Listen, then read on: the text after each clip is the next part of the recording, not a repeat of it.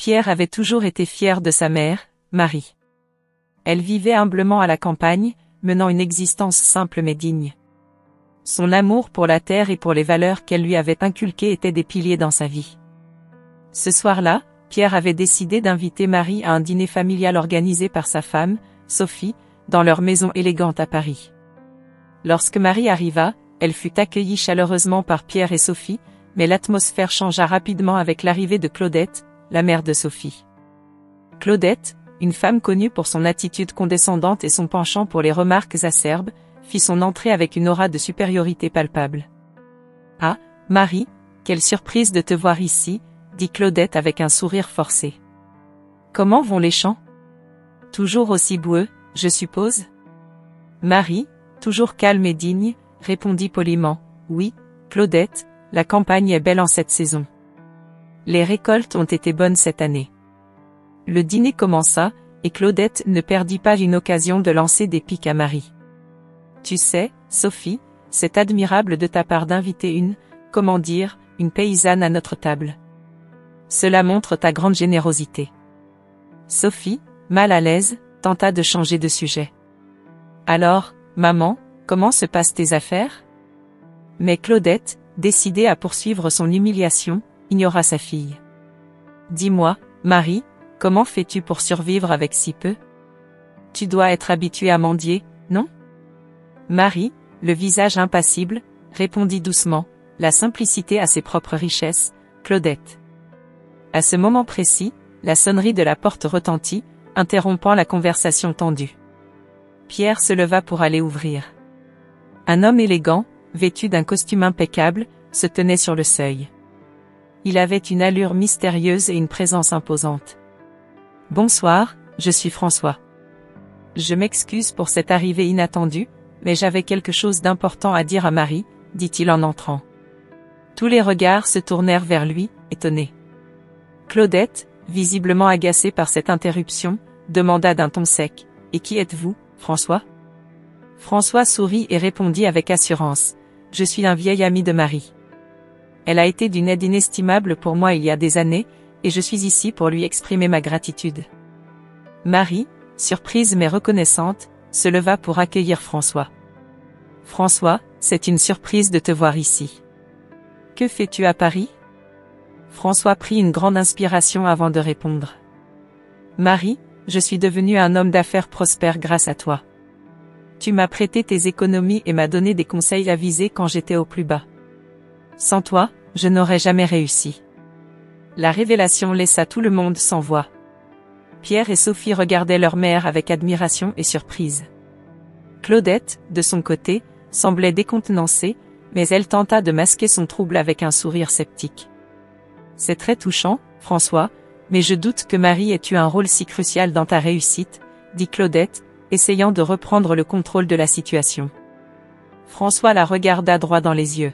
« Claudette, sans l'aide de Marie, je n'aurais jamais pu démarrer mon entreprise. Elle est la personne la plus généreuse et la plus sage que j'ai jamais rencontrée. » Marie, émue, se tourna vers Pierre. « Mon fils, je ne t'ai jamais parlé de cela parce que je voulais que tu apprennes à apprécier les valeurs simples et l'humilité. » Pierre, les yeux brillants de larmes, prit la main de sa mère. « Maman, je suis tellement fière de toi. » Claudette, sentant son autorité menacée, quitta brusquement la table sous un prétexte quelconque, laissant les autres convives plongés dans une réflexion profonde sur les vérités qui venaient d'être révélées. L'arrivée de François au dîner familial suscita une surprise générale parmi les convives. Marie, assise à l'extrémité de la table, le reconnut immédiatement et un léger sourire illumina son visage. François, un homme élégant à l'allure distinguée, s'avança avec assurance et salua tout le monde avec une courtoisie impeccable. Claudette, toujours méprisante et intriguée par cet intrus, ne tarda pas à exprimer son scepticisme. « Et qui êtes-vous, monsieur, pour vous introduire ainsi sans invitation ?» demanda-t-elle avec une voix teintée de sarcasme. François, sans se laisser décontenancer, répondit calmement, « Je m'appelle François, un vieil ami de Marie. J'ai quelque chose d'important à annoncer ce soir. » Pierre, surpris, se tourna vers sa mère. « Maman, tu connais cet homme ?» Marie hocha la tête. « Oui, Pierre. » François et moi nous connaissons depuis de nombreuses années. Claudette, toujours sceptique, croisa les bras. Et qu'avez-vous à nous annoncer de si important? François prit une profonde inspiration avant de commencer. Il y a bien des années, lorsque je n'étais qu'un jeune homme sans ressources ni espoir, c'est Marie qui me tendit la main. Grâce à ses conseils avisés et à son soutien financier initial, j'ai pu lancer mon entreprise. Aujourd'hui, je suis un homme d'affaires prospère, et je dois tout cela à Marie. Un murmure parcourut la table. Pierre et Sophie échangèrent des regards étonnés, incapables de cacher leur surprise. Pierre prit la parole. « Maman, tu ne nous as jamais parlé de cela. » Marie baissa humblement les yeux.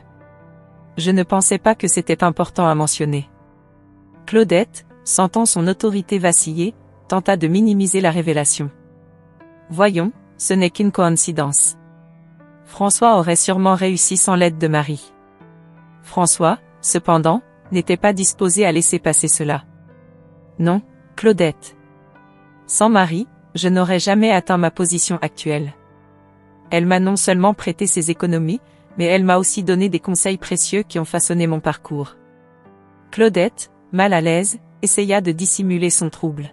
« Vous exagérez sûrement, dit-elle en essayant de sourire. » François secoua la tête avec détermination. « Pas du tout. Marie mérite toute la reconnaissance pour ce qu'elle a fait. Elle est bien plus qu'une simple paysanne. Elle est une femme de sagesse et de générosité. » À ces mots, Pierre se leva et alla embrasser sa mère. « Je suis tellement fier de toi, maman. » Sophie, encore sous le choc, ajouta, « Marie, pourquoi ne nous as-tu jamais dit tout cela? Nous aurions aimé connaître cette facette de toi. » Marie, les larmes aux yeux, répondit doucement. « Je ne cherchais pas la reconnaissance. Je voulais juste aider quelqu'un qui en avait besoin. » Claudette, voyant que son mépris n'avait plus aucun effet, se leva brusquement de la table. « Excusez-moi, je dois aller aux toilettes, dit-elle avant de quitter précipitamment la pièce. Le silence qui suivit fut lourd de signification. François, voyant la détresse de Marie, s'approcha d'elle et lui prit la main. « Marie, ce soir, c'est votre soirée. Vous méritez toute notre admiration et notre respect. » Pierre et Sophie acquiescèrent, reconnaissant envers François pour avoir révélé cette vérité cachée. Marie, bien que modeste, ressentit une immense fierté et une profonde gratitude pour cet ami fidèle qui avait su reconnaître sa valeur. Ce dîner, qui avait débuté sous le signe de l'humiliation, se transforma en une soirée de révélation et de reconnaissance, marquant un tournant décisif dans la vie de Marie et de sa famille. François, debout au milieu de la salle à manger, attira tous les regards. Il prit une profonde inspiration avant de commencer à parler. « Je me souviens encore du jour où j'ai rencontré Marie, dit-il en souriant doucement. C'était un moment difficile de ma vie. J'étais sur le point de tout abandonner, mais Marie m'a tendu la main. » Pierre et Sophie échangèrent un regard surpris. Ils n'avaient jamais entendu parler de cette histoire auparavant. Pierre, curieux, demanda, « Que s'est-il passé exactement, François ?» François se tourna vers Pierre, ses yeux brillants de gratitude. « Marie m'a prêté toutes ses économies. Je n'avais rien, absolument rien. Elle m'a non seulement donné cet argent, mais aussi des conseils précieux. Elle m'a appris à gérer mes affaires, à prendre des décisions éclairées. Sans elle, je n'aurais jamais pu démarrer mon entreprise. » Claudette, assise à l'autre bout de la table, leva les yeux au ciel. « Oh, allons, ne soyons pas dramatiques. Ce n'est qu'un peu d'argent et quelques mots de sagesse. Ça ne fait pas de miracle. » François se tourna vers Claudette, son expression devenant plus sérieuse. « Vous vous trompez, Claudette. Marie a fait bien plus que cela. Elle m'a donné l'espoir et la confiance dont j'avais désespérément besoin. C'est grâce à son soutien que j'ai pu persévérer et réussir. » Sophie, fascinée par le récit de François, se pencha en avant. « Maman, pourquoi ne nous as-tu jamais parlé de tout cela ?» demanda-t-elle à Marie, sa voix empreinte d'admiration. Marie, toujours humble, haussa les épaules. « Je ne pensais pas que c'était important. Ce que j'ai fait pour François, je l'aurais fait pour n'importe qui. Aider les autres est simplement la bonne chose à faire. » Pierre, touché par les paroles de sa mère, posa une main réconfortante sur son épaule. « Maman, tu es incroyable. Nous ne savions pas à quel point tu avais influencé tant de vies. Claudette, sentant son autorité vaciller, se redressa sur sa chaise. Eh bien, c'est très émouvant, mais cela ne change rien. Les affaires sont les affaires, et un peu de charité ne fait pas de Marie une femme d'affaires. François, refusant de laisser Claudette diminuer l'importance de Marie, répliqua fermement, Marie n'a pas seulement fait preuve de charité. Elle a fait preuve de sagesse et de perspicacité. Elle m'a montré comment investir intelligemment, comment diriger avec intégrité. Sans elle, je n'aurais jamais réussi. Claudette, son visage se durcissant, se leva brusquement. Je dois faire un appel téléphonique. Excusez-moi. Elle quitta la salle à manger en hâte, son orgueil piqué au vif. Un silence tendu s'installa autour de la table. Pierre et Sophie regardèrent François, puis Marie, avec un mélange de respect et de gratitude. Sophie prit la parole en premier, sa voix douce mais déterminée. François, merci de nous avoir raconté cette histoire. Cela change vraiment notre perception de tout. François hocha la tête. Marie mérite toute la reconnaissance du monde. Elle est une femme extraordinaire. Marie, légèrement embarrassée par tant de compliments, esquissa un sourire timide. Merci, François. Mais je n'ai fait que ce que je pensais être juste. Pierre, se levant pour proposer un toast, leva son verre. À ma mère, Marie, la femme la plus courageuse et généreuse que je connaisse. Puissions-nous tous apprendre de son exemple. Les verres s'entrechoquèrent, et malgré la tension laissée par le départ brusque de Claudette, un sentiment de solidarité et de respect mutuel emplissait la pièce. François avait révélé une vérité importante, et ce dîner familial, qui avait commencé sous des auspices si troubles, prenait une tournure inattendue et profondément émouvante. Marie, sans le vouloir, avait prouvé à tous que la vraie richesse réside dans le cœur et l'esprit. Claudette sortit précipitamment de la salle à manger, le visage rouge de colère et de confusion. Sophie, inquiète pour sa mère, se leva rapidement et la suivit dans le couloir. Elle trouva Claudette adossée contre le mur, essayant de reprendre son souffle. « Maman, qu'est-ce qui se passe ? Pourquoi es-tu si bouleversée ? » demanda Sophie, la voix tremblante d'inquiétude. Claudette, les yeux pleins de larmes de rage, se tourna vers sa fille. « Tu ne comprends pas, Sophie. Cette femme, Marie, elle m'humilie devant tout le monde. Comment est-ce possible que cette paysanne ait réussi à influencer un homme comme François ? » Sophie, prise entre la loyauté envers sa mère et l'admiration naissante pour Marie, répondit doucement, « Peut-être que nous ne connaissons pas vraiment Marie. Peut-être qu'elle a des qualités que nous avons négligées. » Claudette secoua la tête, refusant d'accepter cette idée. « Je ne peux pas croire qu'une femme de son rang ait pu accomplir autant. C'est humiliant pour moi, Sophie. Je suis ta mère, et c'est moi qui devrais être respectée et admirée. » Pendant ce temps, dans la salle à manger, François se tourna vers Pierre avec un sourire chaleureux. « Pierre, j'ai réfléchi à notre conversation. J'aimerais te proposer un partenariat dans mon entreprise. Ta mère m'a toujours parlé de tes compétences et de ton éthique de travail. Je crois que tu serais un atout précieux pour nous. » Pierre, surpris mais honoré, répondit avec enthousiasme, « François, je suis profondément touché par ta proposition. C'est un immense honneur pour moi, et je suis reconnaissant envers ma mère pour tout ce qu'elle a fait pour toi et pour moi. » Marie, assise discrètement à la table, observait la scène avec une douce fierté. Elle n'avait jamais cherché la reconnaissance, mais voir son fils respecté et apprécié la remplissait de bonheur. Claudette, après avoir repris une certaine contenance, revint dans la salle à manger. Elle tenta de dissimuler sa frustration sous un masque de politesse. « Excusez-moi pour cette interruption. Je me sentais un peu indisposée. » François, avec une empathie sincère, répondit, « Nous comprenons, Claudette. Les émotions peuvent parfois nous submerger. Mais j'espère que nous pourrons tous trouver un moyen de coexister harmonieusement. » Claudette hocha la tête, mais ses yeux trahissaient son trouble intérieur. Elle savait qu'elle avait perdu une bataille importante ce soir-là, mais elle n'était pas prête à abandonner si facilement. Sophie, sentant la tension palpable, tenta de changer de sujet. « François, pourrais-tu nous en dire plus sur tes projets futurs ? Cela pourrait être intéressant de savoir comment Pierre et toi allez collaborer. François acquiesça, heureux de détourner l'attention de la confrontation précédente. Bien sûr, Sophie. Nous sommes actuellement en train d'étendre nos opérations à l'international. Avec l'expertise de Pierre, je suis convaincu que nous pourrons atteindre de nouveaux sommets. Pierre, enthousiaste, ajouta, je suis impatient de commencer cette nouvelle aventure. Merci encore, François, pour cette opportunité. Marie, les yeux brillants de larmes de joie, murmura doucement, je suis si fière de toi, mon fils. Claudette, bien que toujours amère, sentit une pointe de remords en voyant l'amour et la fierté dans les yeux de Marie. Peut-être avait-elle sous-estimé cette femme simple mais incroyablement forte.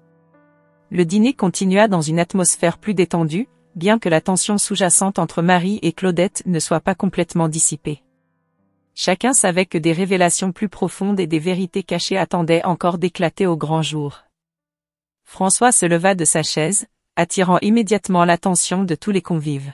« Mes amis, j'ai une autre révélation importante à faire, » annonça-t-il, le regard sérieux. Tous les regards se tournèrent vers lui, la curiosité et l'inquiétude se mêlant dans l'atmosphère. Pierre et Sophie échangèrent un regard interrogateur, tandis que Marie restait sereine, comme si elle savait ce qui allait suivre. Il est temps de révéler une vérité que Marie a gardée secrète pendant bien trop longtemps, continua François. Marie n'est pas seulement une femme humble et généreuse. Elle est en réalité l'héritière d'une grande fortune familiale qu'elle a choisi de cacher pour mener une vie simple et modeste. Un silence stupéfait suivit cette annonce. Les visages des convives se figèrent de surprise, surtout celui de Claudette, qui restait bouche bée, incapable de prononcer un mot. Quoi, balbutia-t-elle finalement, l'incrédulité tintant sa voix. C'est impossible. Marie prit alors la parole, sa voix douce mais ferme résonnant dans la pièce. Oui, c'est vrai. J'ai fait le choix de vivre loin des superficialités de la richesse. Je voulais inculquer à Pierre des valeurs de simplicité et d'humilité. La richesse peut corrompre, et je voulais que mon fils grandisse en comprenant l'importance des valeurs humaines plutôt que matérielles. Pierre, les yeux remplis de larmes d'admiration et de gratitude, se tourna vers sa mère. « Maman, je n'avais aucune idée. » Commença-t-il, sa voix tremblant d'émotion. « Tout ce que tu as fait, c'était pour moi, pour nous. » Sophie, touchée par les révélations, prit la main de son mari et ajouta, « Marie, vous êtes vraiment une femme exceptionnelle. Votre sacrifice et votre sagesse sont une leçon pour nous tous. » François sourit, satisfait de voir la vérité enfin dévoilée. Marie m'a montré ce que signifie vraiment être riche de cœur et d'esprit. Sans elle, je ne serais pas l'homme que je suis aujourd'hui.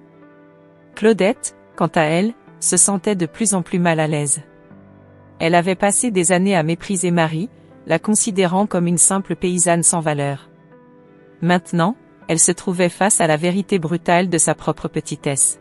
« Je dois partir, » dit-elle brusquement, se levant de table. La dignité apparente avec laquelle elle avait toujours cherché à se parer s'était effondrée en un instant.